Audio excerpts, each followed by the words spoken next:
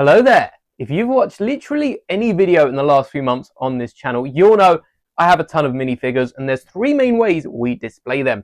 First off, we have the clone wall. Secondly, we have this new design that I'm working on. And thirdly, we have this LED display that I picked up not as long ago as I should. You all voted on this earlier this year. At some point, I did manage to go to Smith's, pick it up. It's a 5-tiered LED display. However, you might remember the box saying it can only hold 80 minifigures, and straight out the box, we added a few CMF series to it and got that number straight up to 150. And then we added some Star Wars minifigures, and I think we raised the bar to 225. What if I told you right now I could fit over 500 minifigures in the same display case, which quotes to fit at least 80, which, I mean, technically they're not wrong. They're just really underselling their product.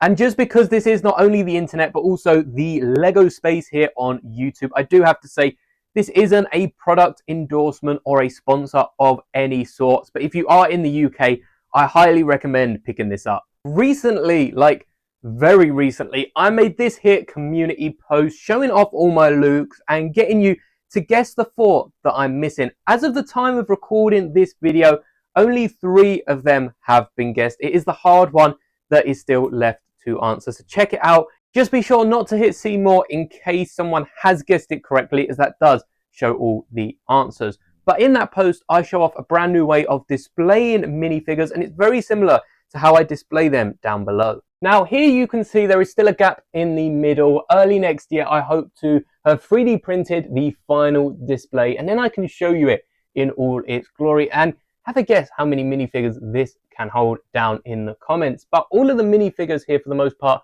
are angled on their side so that they're not even taking up the 3 blocks that minifigures are wide, and barely even taking up 2 blocks width. So today I'm hoping to incorporate that into this LED display and nearly double the minifigures we can fit inside. But there's a little twist. I definitely have 1,000 minifigures, but this display I want to keep as the predominant characters in Star Wars. So instantly we're getting rid of any clone troopers and stormtroopers, which take up the most of my Star Wars collection. Not to mention, half the minifigures down here aren't even Star Wars. I don't have 500 minifigures to fill in this display just yet.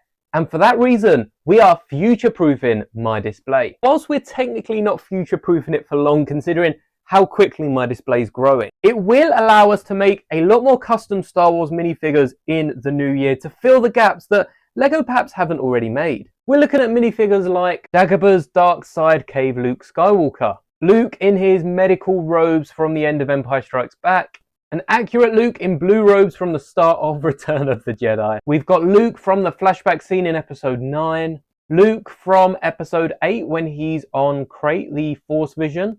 And I know these are all Luke Skywalkers, but we've even got Lego specials like this TIE Pilot Luke that I think would be really fun to collect. Lando is another character that I think Lego have only made like 2 or 3 outfits of, so it'd be nice to make some more custom costumes from him. But you're probably more interested in how I can fit so many minifigures. Well, if you are doing the math, stop it, it's Christmas. But if you are doing the math, you'll notice that 2 rows only gets to just over 300 minifigures. I would technically need to keep my 3 rows, but as I said, I'm trying to future-proof this, so I don't want to fill it up just yet. We've got room for expansion. We can add a middle row just like you saw on my previous layout, but we'll just turn the minifigures on the side. And for this, I am currently using the CMF bases on top just to make it seem more like a platform compared to the 1x plate we've got on the bottom of this large plate. These bigger plates did come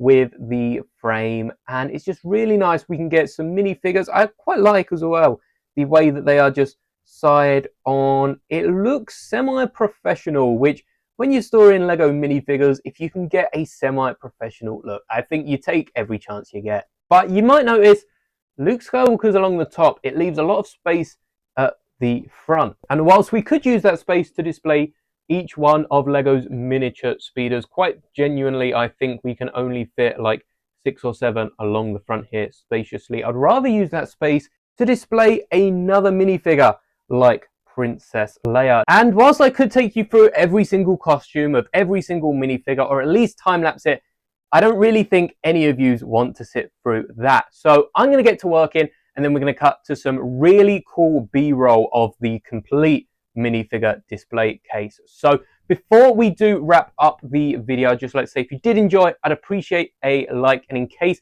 I don't come back later, may the bricks be with you always. Enjoy.